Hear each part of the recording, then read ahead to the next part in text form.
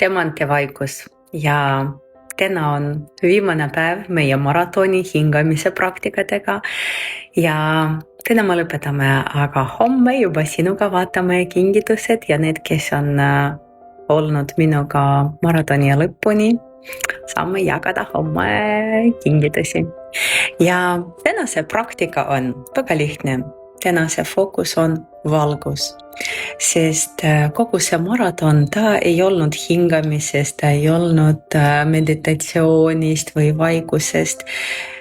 Ta oli selleks, et tagastada iseennast iseendale, sest kui meil on hinges rahu, siis me kuulame ennast, siis me teame, mida me tahame ja siis hakkame särama sellest, et me oleme olemas. Et kui sa teed seda, mida sa tahad, kui sa teed, mida sa tahad täiega südamest, hingest, siis sa särad ja sellega sa oled nakatav teistele ja kuidagi hakkab kõik klappida nii, nagu sa tahad. Ja tänase praktika on selleks, et ennast tänada.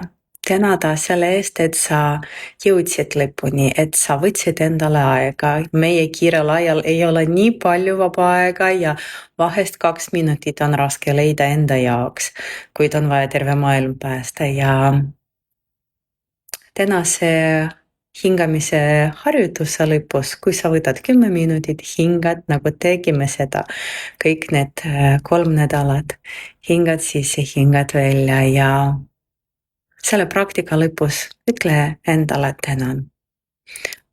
Tänan selle eest, et ma olen tubli. Ma võtsin aega enda jaoks. Ma panin ennast esile ja mina olen tähtis. Ma olen olemas. Ütle tänusõna endale selle eest, et sa leidsid aega ja sa tegid ära, sest nii nagu sa teed üks asi, niimoodi sa teed kõike. Ehk kui sa nii pisikene asi nagu maraton hingamise praktikadega said lõpuni viia, siis sa saad kõigi asjadega hakkama saada, sest sinu aju juba saab seda kogemuse, et seda, mida sa võtad ette, sa saad võita.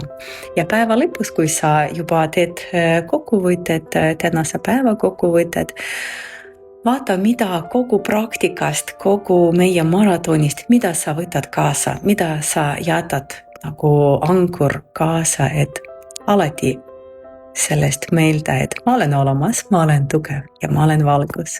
Ja homme vaatame kingitusi.